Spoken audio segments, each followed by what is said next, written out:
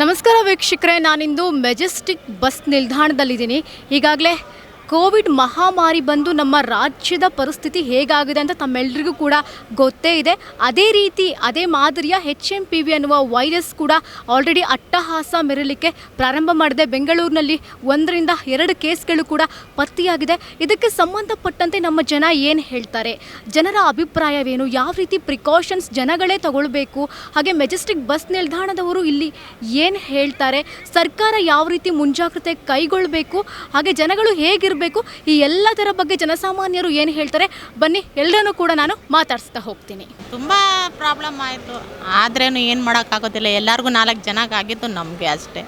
ನಾವು ಆ ಪ್ರಾಬ್ಲಮ್ನಲ್ಲಿ ಸಾಲ್ವ್ ಆಗಿದ್ದೀವಿ. ದೇವರಿಷ್ಟು ಮಾತ್ರ ಇಟ್ಟಿದ್ದಾನೆ, ಇರೋದ್ರಲ್ಲಿ ಸಂತೋಷ ಮಾಡೋದಷ್ಟೇ. ಜನ ಯಾವ ರೀತಿ ಮುಂಜಾಗ್ರತೆ ಕ್ರಮ ತಗೋಬೇಕು? ಕೆಮ್ಮಿನಿಂದ ಗುಂಪಾಗಿ ಇರೋದಕ್ಕಿಂತ ಎಲ್ಲಾದರೂ ಬೇರೆ ಕಡೆ ಹೋಗೋಕ್ಕಿಂತ ಮಾರ್ಕ್ಸ್ ಹಾಕಬೇಕು. ಅವರು ಅದೇ ಹೇಳಿದ್ದು, ಕ್ಲೀನಾಗಿರಬೇಕು, ವಾತಾವರಣ ಚೆನ್ನಾಗಿರಬೇಕು ಅಂತ. ಅದನ್ನು ಜನ ಎಲ್ಲ ಅರ್ಥ ಮಾಡಿಕೊಂಡ್ರೆ ಬೆಸ್ಟ್. ಕೋವಿಡ್ ಟೈಮಲ್ಲಿ ಫೈನಾನ್ಷಿಯಲಿ ಎಷ್ಟು ಪ್ರಾಬ್ಲಮ್ ಆಯಿತು? ತುಂಬಾ ಏನು ಹೇಳೋಂಗಿಲ್ಲ. ಬಡವರಿದ್ದರೆ ಅವ್ರಿಗೆ ನೀರು ಸಹ ಸಿಗ್ತಾ ಇಲ್ಲ. ಯಾಕಂದರೆ ಟೇಪ್ ಹಾಕ್ತಾಯಿದ್ರು, ಒಬ್ಬರು ಬರೋದಿಲ್ಲ, ಹೊರಗಡೆ ಹೋಗಬಾರ್ದು. ಸ್ವಲ್ಪ ಪ್ರಾಬ್ಲಮ್ಮೇ. ಏನೋ ಬೇರೆಯವರು ರಿಲೇಷನ್ ಅವರು ತರಕಾರಿ ಅಂತೆ, ಎಣ್ಣೆ ಅಂತೆ, ನೀರಂತೆ ಎಲ್ಲ ಸೌಕರ್ಯ ಮಾಡಿದ್ರು. ನಮಗೆ ಯಾರೂ ಇಲ್ಲದ್ರಿಂದ ಸ್ವಲ್ಪ ತೊಂದರೆ ಆಯಿತು. ಬೇಡಪ್ಪ ದೇವರೇ, ನೀವು ಎಲ್ಲ ಯಾರಿಗನ್ನ ಆಗಲಿ ಚೆನ್ನಾಗಿಟ್ಟಪ್ಪ ಅಂತ ನಾವು ಪ್ರಾರ್ಥನೆ ಮಾಡ್ತೀವಿ ಅಷ್ಟೇ.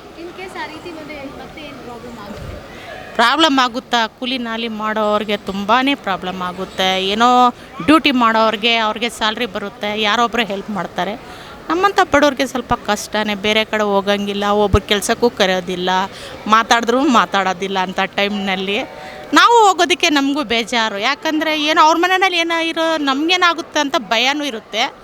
ಬಟ್ ಅದರಿಂದ ನಾವು ಬೇಜಾರು ಮಾಡ್ಕೊಳಲ್ಲ, ಬೇರೆಯವ್ರಿಗೂ ಬೇಜಾರು ಕೊಡಬಾರ್ದು ಅಷ್ಟೇ.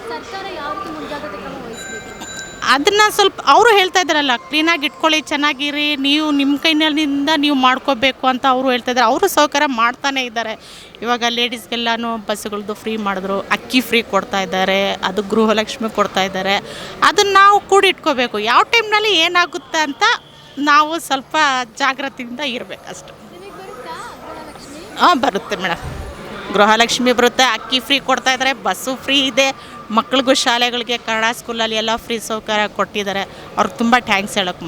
ನೋಡಿದ್ರಲ್ಲ, ಇದು ನಮ್ಮ ಜನಸಾಮಾನ್ಯರ ಮಾತಾಗಿತ್ತು. ಎಲ್ಲರೂ ಕೂಡ ಸ್ಯಾನಿಟೈಸರ್ನ ಉಪಯೋಗಿಸ್ಕೋಬೇಕು, ಹ್ಯಾಂಡ್ ವಾಶ್ ಮಾಡಬೇಕು, ಹಾಗೆ ಮಾಸ್ಕ್ ಧರಿಸಬೇಕು, ಅಂತರವನ್ನು ಕಾಯ್ದುಕೊಳ್ಬೇಕು, ಹಾಗೆ ಸರ್ಕಾರವೂ ಕೂಡ ಮುಂಜಾಗ್ರತಾ ಕ್ರಮವನ್ನು ವಹಿಸ್ಕೊಳ್ಬೇಕು ಅನ್ನೋದಾಗಿತ್ತು. ಇದಾಗಿತ್ತು ಈ ಹೊತ್ತಿನ ವಿಶೇಷ. ಕ್ಯಾಮ್ರಾ ಪರ್ಸನ್ ಕೆಂಪೇಗೌಡ ಜೊತೆ ಪಲ್ಲವಿ ಎನ್ ರಾಜ್, ಈ ಸಂಚೆ ನ್ಯೂಸ್.